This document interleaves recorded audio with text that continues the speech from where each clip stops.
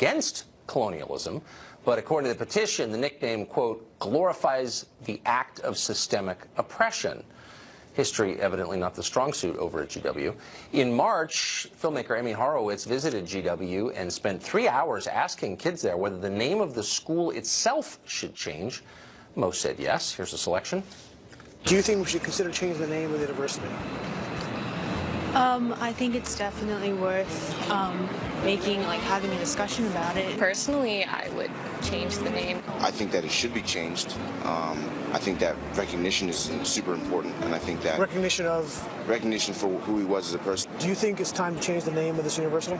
Absolutely not.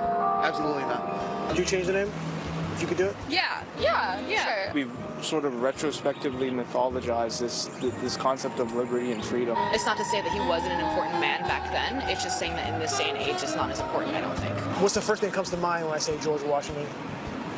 Oh, I think about him owning slaves, yeah. Jason Nichols is a professor of African American Studies at the University of Maryland, and he joins us tonight. Professor, I have to say, after watching that tape, I'm for changing the name. Are you? Overpriced and silly university, because that's what it is.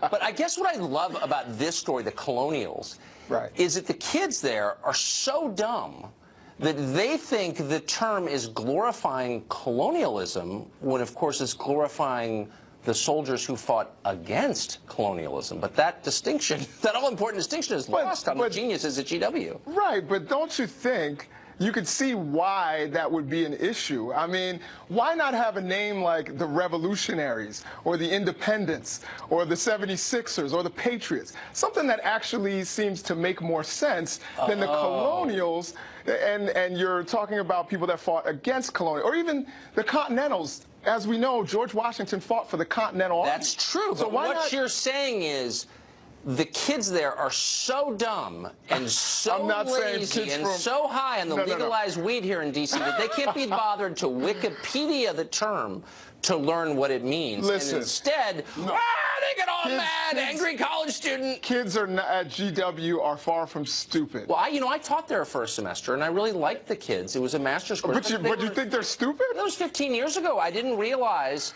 it's always the dumb ones who get all the publicity. There's some actually impressive kids at GW, but the kids behind this are like drooling morons. You'd have to be.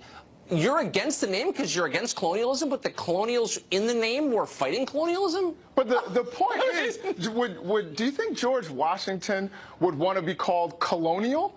I mean, he would want to be called, maybe Continentals, or have his name associated with independence, have his name associated with freedom. Maybe. I mean, he's not here to fill us in on any nuances, but I can say for fairly certain, I think he might be honored that they named the school and the city after him. So let's and then you're seeing that's, by the way, one of the most expensive schools in the country. So all the rich kids are like, oh, we got to change the name of the school because it's embarrassing. Okay, well, Tucker, why don't you could have an AAU basketball team, and we'll call them the Liberals.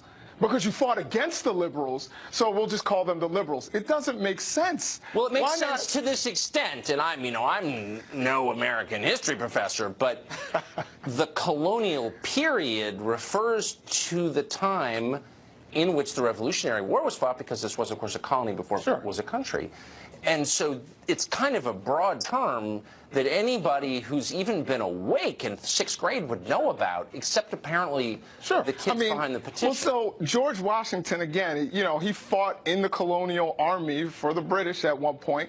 But the problem is this.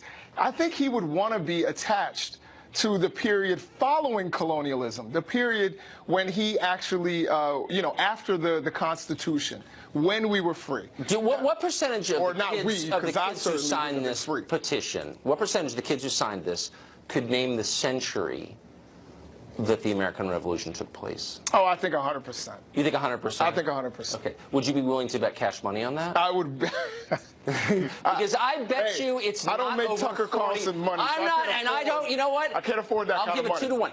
I bet you that not over 40% of the GW kids who signed this could tell you what century the American Revolution was fought in. I bet not 20% could tell you the years of the Civil War. I bet they are totally ignorant of everything and happy in their ignorance. And isn't that the headline?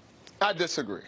I disagree. I teach college students all the time. You know, they have, you know, I think that there sometimes can be a gap in knowledge, but a lot of these kids, I think we're way too hard on some of these young kids. They know a lot more than people are giving them credit. There's no question. When my iPhone breaks, I corral one of them and say, hey, how does this work? You know what I mean? Download the software. I don't know how to do it. They're geniuses. But if they're attacking the Colonials because they think it's colonialism, they're dumb. Sorry, I know I'm being mean. I can't control myself. Professor, it's great to see you. Always. It's always. We will make America great again.